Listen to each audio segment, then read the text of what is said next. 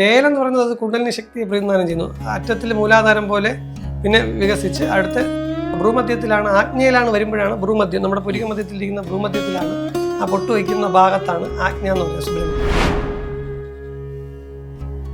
ഈ പഴനിമലയുടെ ഓപ്പോസിറ്റാണ് ഇടുമ്പമല. ഇടുമ്പമലയിൽ 13 അടിയോളം പൊക്കമുള്ള വിഗ്രഹമുണ്ട്. അതിന് ഇടുമ്പസ്വാമിയുടെ വിഗ്രഹമാണ്. ഞങ്ങളെപ്പോഴും ആറുപട വീട് പോകുമ്പോൾ അവിടെ തന്നെ പൂജകളൊക്കെ ചെയ്തിട്ടാണ് ഞങ്ങൾ വരുന്നത്. യഥാർത്ഥത്തിൽ ഇടുമ്പസ്വാമിയെ തൊഴുതിട്ട് വേണം മുരുകനെ ദർശിക്കാൻ. ഈ വേൽപൂജ എന്ന് പറയുന്നത് യഥാർത്ഥത്തിൽ എല്ലാ ഭവനങ്ങളിലും വേൽപൂജ ചെയ്യേണ്ട അത്യാവശ്യമാണ്. കാരണം അവനവന്റെ കുണ്ടലിനി ശക്തിയെ പൂജിക്കുന്നു എന്നുള്ള സങ്കല്പം അതാണ് നമ്മളെ തന്നെയാണ് വേലായിട്ട്. ഈ പർവ്വകാവടി എന്ന് പറയുന്നത് നമ്മുടെ ഓരോ മനുഷ്യൻ മുജ്ജന്മത്തിൽ ചെയ്ത പാപത്തിന്റെ ഫലം. ഈ സ്വർഗവും നരകവും ഒക്കെ വെളിയിലൊന്നും അല്ല, എല്ലാം ഇവിടെ തന്നെയാണ്. അപ്പൊ ആ പാപത്തിന്റെ ഫലം കൊണ്ട് നമ്മൾ 14 നരകങ്ങളെ കുറിച്ച് കേട്ടിട്ടുണ്ട്. ആതലം, വിതലം, സുതലം, ഫലാതലം.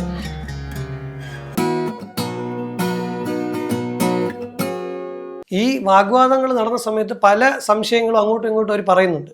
അവസാനം ഇടുമ്പന്റെ ഈ വാ കൊണ്ട് ഒരുപാട് കാര്യങ്ങൾ അദ്ദേഹം പറഞ്ഞപ്പോൾ വേല് കൊണ്ട് അജ്ഞാനത്തെ നീക്കാനായിട്ട് വായിൽ വേല് തറച്ചു കൊടുത്തു. അപ്പൊ ഈ വേല് കൊണ്ട് ഈ അജ്ഞാനം നീക്കിയെന്നുള്ളതാണ്. അതിനുശേഷം ദണ്ഡം, കൈയിടിക്കുന്ന ദണ്ഡായുധമാണിയുടെ ദണ്ഡം വെച്ച് ഇടുമ്പനെ അടിക്കുകയും പുള്ളി ബോധരഹിതനായി വീഴുകയും ചെയ്തു.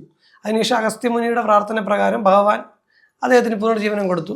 അതുപോലെ നിന്നെ എൻ്റെ ഈ പഴനിമലയ്ക്ക് കാവൽക്കാരനും എൻ്റെ കാവടി എടുക്കുന്ന സമയത്ത് എനിക്കുള്ള അഭിഷേക ദ്രവ്യങ്ങൾ ചുമന്നുകൊണ്ട് വരുന്ന എല്ലാ ഭക്തന്മാരും നീ വരുന്നത് പോലെ, ഈ മല കൊണ്ടുവന്നതുപോലെ അഭിഷേക ദ്രവ്യങ്ങൾ എനിക്ക് കൊണ്ടുവരികയാണെങ്കിൽ ഞാൻ സംപ്രീതനാകും. എൻ്റെ പ്രധാന ദ്വാരപാലകനായിട്ട് ഇടുമ്പനെ ഭഗവാൻ നിയോഗിച്ചു. അതുകൊണ്ട് ഈ പഴനിമലയുടെ ഓപ്പോസിറ്റാണ് ഇടുമ്പമല. ഇടുമ്പമലയിൽ 13 അടിയോളം പൊക്കമുള്ള വിഗ്രഹമുണ്ട്. അതിന് ഇടുമ്പസ്വാമിയുടെ വിഗ്രഹമാണ്. ഞങ്ങളെപ്പോഴും ആറുപട വീട് പോകുമ്പോൾ അവിടെ തന്നെ പൂജകളൊക്കെ ചെയ്തിട്ടാണ് ഞങ്ങൾ വരുന്നത്. യഥാർത്ഥത്തിൽ ഇടുമ്പസ്വാമിയെ തൊഴുതിട്ട് വേണം മുരുകനെ ദർശിക്കാനായിട്ട്. തീർച്ചയായിട്ടും ഇതില് ഇപ്പം എനിക്കൊരു കാര്യം മനസ്സിലായി. ഇദ്ദേഹത്തിന്റെ അഹങ്കാരം തീർക്കാനാണ് വേല് കുത്തി പോകുന്നത്. അതാണ് ഇതിന്റെ ഒരു ഐതിഹ്യം അല്ലേ? അപ്പം ഇപ്പൊ അജ്ഞാനത്തെ അറ്റാനാണ് നമ്മൾ എല്ലാവരും വേല് കുത്തിയത്. അല്ല നമുക്ക് പിന്നെ എനിക്ക് സാമ്പത്തികം നേടണം, അല്ലെങ്കിൽ ലൈഫിൽ എനിക്ക് വലിയ ജോലി വേണം, പല ആഗ്രഹങ്ങളും വെച്ചിട്ടാണ് പലരും വേല് കുത്താനായിട്ട് വേണം. അപ്പം നമ്മളെ ഉള്ളിലുള്ള ജ്ഞാനം തെളിയാൻ വേണ്ടിയിട്ടാണ് ഈ വേല്. അത് ഇന്നാണ് എനിക്ക് ക്ലിയർ ആയത്. ജ്ഞാനം എന്നുള്ളത് വേലെന്ന് പറയുന്നത് അത് കുണ്ടലിനി ശക്തിയെ പ്രതിനിധാനം ചെയ്യുന്നു. അറ്റത്തിൽ മൂലാധാരം പോലെ പിന്നെ വികസിച്ച് അടുത്ത ഭ്രൂമധ്യത്തിലാണ്, ആജ്ഞയിലാണ് വരുമ്പോഴാണ് ഭ്രൂമധ്യം, നമ്മുടെ പുരികമധ്യത്തിലിരിക്കുന്ന ഭ്രൂമധ്യത്തിലാണ്, ആ പൊട്ട് വയ്ക്കുന്ന ഭാഗത്താണ് ആജ്ഞ എന്ന് പറയുന്നത് സുബ്രഹ്മണ്യം. അതിനെ നേരെ ഉയർത്തി എൻ്റെ അഗ്രത്തിൽ തുരീയമായ അവസ്ഥയിലൂടെ പുറത്തേക്ക് പോകുന്നു. അപ്പം പൂർണ്ണമായും ജ്ഞാനം തന്നെയാണ് ഈ വേല്. ഈ വേൽപൂജ എന്ന് പറയുന്നത് യഥാർത്ഥത്തിൽ എല്ലാ ഭവനങ്ങളിലും വേൽപൂജ ചെയ്യേണ്ട അത്യാവശ്യമാണ്. കാരണം അവനവന്റെ കുണ്ടലിനി ശക്തിയെ പൂജിക്കുന്നു എന്നുള്ള സങ്കല്പം അതാണ്. അത് മാത്രമേ ഉള്ളൂ വേല ഉദ്ദേശിക്കുന്നത്. നമ്മളെ തന്നെയാണ് വേലായിട്ട്. തീർച്ചയായും. അപ്പൊ ഈ വേല് കുത്തുമ്പോഴത്തേക്ക് ഈ ആൾക്കാർ ഈ തുള്ളുന്നു. അപ്പം നമ്മൾ സാധാരണ ശബരിമലയിൽ പോകുമ്പം നമ്മളെല്ലാം അയ്യപ്പനായി മാറും. അയ്യപ്പ എന്നല്ലാതെ വേറെ ഇപ്പൊ രാജേഷ് എന്ന് വിളിക്കില്ല. അതാ വിളിച്ചാലും രാജേഷ് അയ്യപ്പ, അല്ലെങ്കിൽ കിരൺ അയ്യപ്പ, അല്ലെങ്കിൽ പിന്നെ ബാലു അയ്യപ്പ എന്നേ വിളിക്കുള്ളൂ. പക്ഷേ അപ്പോൾ ഞാൻ വിചാരിച്ച അയ്യപ്പനായി മാറും. അപ്പം ഈ വേല് കുത്തുന്ന എല്ലാവരും മുരുകനായാണ് മാറുന്നത്. ഒരിക്കലും ഈ മുരുകൻ എന്നുള്ള സങ്കല്പത്തിൽ നമുക്ക് വേണമെങ്കിൽ പറയാം, ഞാനും സ്വാമി ദൈവം ഒന്നായി എന്നുള്ള സങ്കല്പം പറയാം. ഈ വേല് കുത്തുന്നത് എല്ലാവരും ഈ തുള്ളുന്നത് മുരുകനായിട്ട് അല്ല.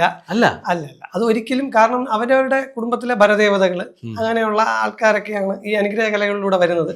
അതൊക്കെ നമുക്ക് അത്രയും സമയമൊന്നും ഒരു അനുഗ്രഹം നിൽക്കില്ല. നമ്മുടെ ഒരു ചാർജിങ് പോലും ഒരു പോയിന്റ് വരും, അതൊരു മിന്നൽ വെട്ടുന്ന പോലെ കുറച്ച് സമയത്തുണ്ട്. അത് ഈ കുത്തുന്ന സമയത്ത് മാത്രമേ ഉണ്ടാവുള്ളൂ. അത് അത്രയ്ക്കും ഭക്തിയായിട്ട് വ്രതം എടുക്കുന്നവർക്ക് ആ ഒരു അനുഗ്രഹത്തിന്റെ പുറത്ത് അവൻ ആ കുണ്ടലിനി ചാർജ് ആവുന്നതാണ്. യഥാർത്ഥത്തിൽ അത് ചാർജായി വരുന്ന സമയത്ത് പല അനുഭവങ്ങളും, പലര് ചിലപ്പോൾ വിറയ്ക്കും, തുള്ളും, ചിലർക്ക് അബോധാവസ്ഥയിലായി മാറും. ഈ അവസ്ഥയിൽ ഭഗവാനുമായിട്ട് ഒന്നായി ചേർന്നു എന്നുള്ള സങ്കല്പമാണ് ആ നിമിഷം. ആ സമയത്ത് അത് നമ്മുടെ ശരീരത്തിനകത്ത് ആ വേദനകളൊന്നും വലുതായിട്ട് പ്രതിഫലിക്കില്ല. അത്രയ്ക്ക് നന്നായിട്ട് വ്രതം എടുത്ത് നിൽക്കുന്നവർ. അപ്പം കഴിഞ്ഞ ഇന്റർവ്യൂവില് ഞാൻ അദ്ദേഹത്തിന്റെ ശശികുമാരൻ നായർ അദ്ദേഹത്തിന്റെ ഇന്റർവ്യൂ എടുത്തപ്പോൾ അദ്ദേഹം പറഞ്ഞതെന്ന് വെച്ചാൽ, ഈ ഞാൻ ചോദിച്ചു ഈ അഗ്നിക്കാവടി എന്താണ്. അപ്പം പുള്ളി പറഞ്ഞ് ഇങ്ങനെ അദ്ദേഹത്തിനെക്കാട്ടി ഹൈറ്റിന് വിറകടുക്കി ഇട്ട് അതിൽ പലരും അഗ്നിക്കാവടിക്ക് പോകുന്നുണ്ട്. അപ്പോൾ ഇദ്ദേഹത്തിന് തോന്നി ഈ ഈ കനൽക്കട്ടകളെല്ലാം പൂവാണെന്ന് തോന്നി. അപ്പോൾ എനിക്ക് വാരി എടുക്കാൻ തോന്നി. എന്നൊക്കെയാണ് പറയുക. അപ്പം ഞാൻ പറഞ്ഞു ചേട്ടൻ ഇത് പറയണുണ്ട്, ചേട്ടന് ചിലപ്പോൾ മാനസിക പ്രശ്നമുണ്ടെന്ന് ആൾക്കാർ വീഡിയോയിൽ പറയാൻ സാധ്യതയുണ്ട്. ഇല്ല, എനിക്ക് പൂവായിട്ടാണ് ആ സമയത്ത് തോന്നിയത്. പുള്ളി ഭയങ്കര കഠിന വ്രതമാണ് എടുക്കുന്നത്. അപ്പൊ ഇതൊക്കെ എങ്ങനെയാണ് അതിൽ വരുന്നത്? യഥാർത്ഥത്തിൽ ഈ പഞ്ചഭൂതങ്ങളാണല്ലോ ശരീരം.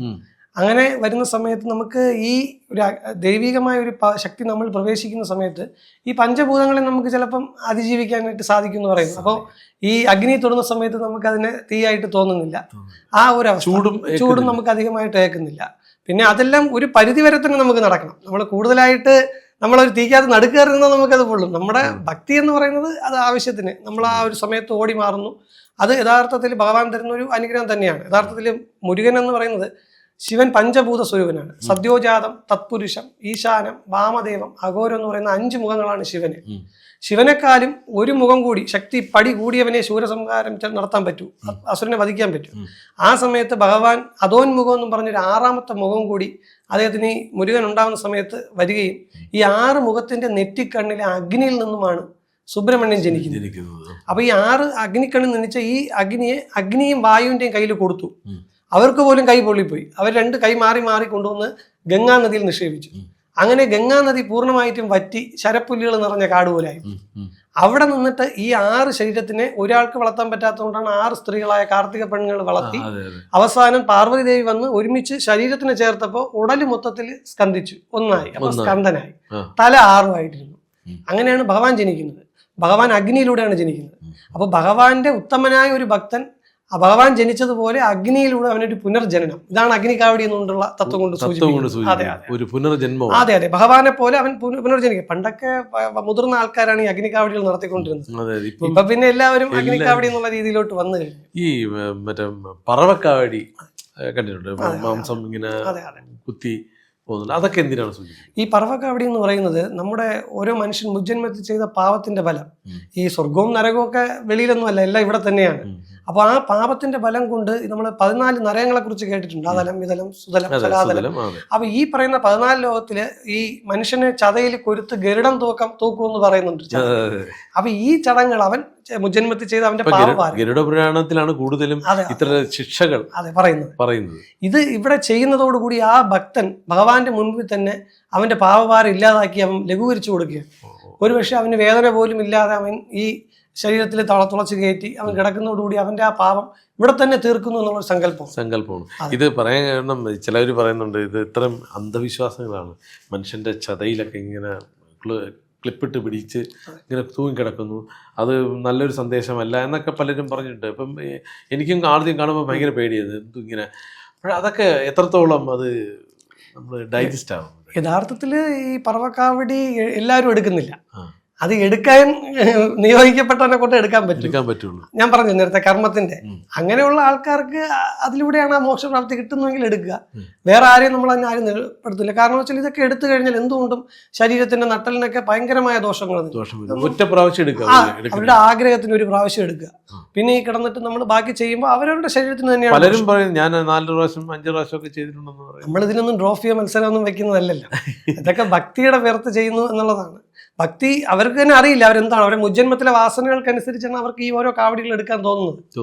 അതെ, തീർച്ചയായിട്ടും. അപ്പം അത് കൂടുതൽ ആയിക്കഴിഞ്ഞാലും നട്ടലിന്റെ പ്രശ്നമാവും. അതെ അതെ അതെ അതെ, എല്ലാവർക്കും അതിൻ്റെതായിട്ടുള്ള ബുദ്ധിമുട്ടുകളുണ്ട്. ഇപ്പൊ പല ക്ഷേത്രങ്ങളിലും അതൊക്കെ നിരോധിച്ചിട്ടുണ്ട്.